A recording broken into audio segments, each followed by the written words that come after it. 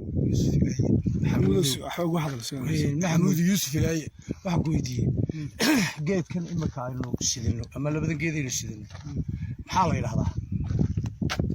la yiraahdaa dee waxa weeyaan labada geed waxa weeyaan xashiishad doonaan lafteeda oo qaana nooc gaar ah loo sii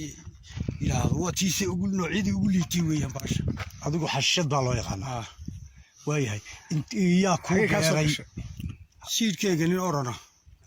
ayaan ka qaaday siirkeeda nin orama ayaan ka qaaday waxaan ku weydiiyey intee ileeg ayay kuu beernay waxay ii beereen ilaa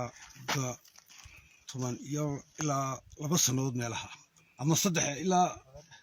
maaniyo dadkan wax qorame taariikhda qorame ihi maskay luuba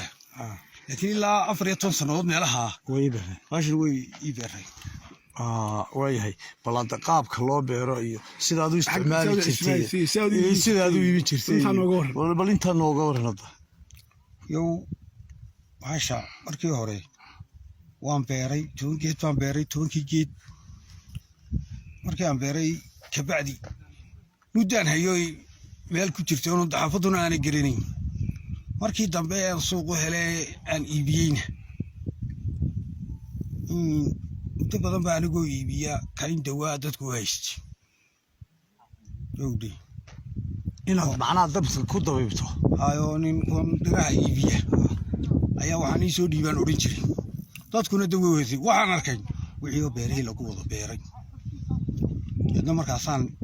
waxaan iska daayo waxaan waa noocane sida iga fashilantay saasay adoo isticmaal soo macab jirtay anigu haa ilaa iyo xilma ilaa iyo ka hor baan isticmaalay anigu ilaa dagaaladii adigu isticmaalka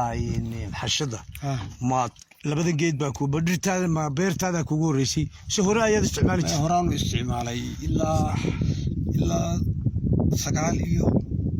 9 markii kuugu badnayd xiradaada aad ka qaaday xashiishad intee leeg aad geysay intee leeg bayd marka igu badnay wixii lacag laga siistay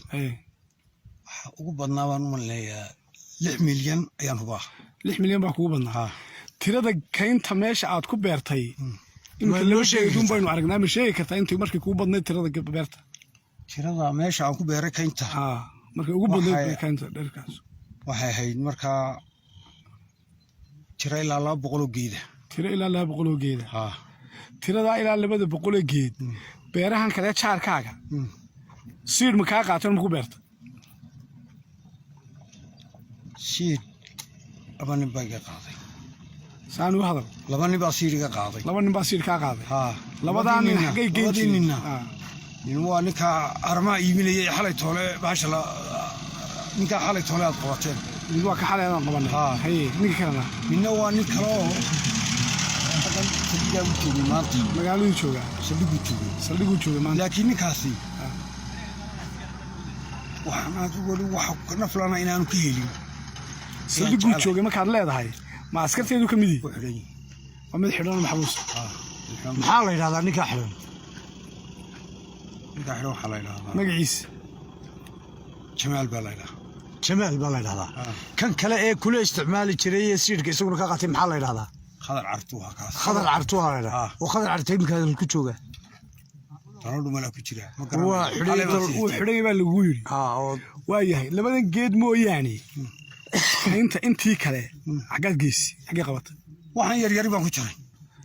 markay soo baxeen ayaan jarjaray kaynta iska raafay maxaad u jirtay ila dakhli waaba ka soo galay lowrkaad qaado labada geed sanadkay baxeen waxaan xilligan ka baxayna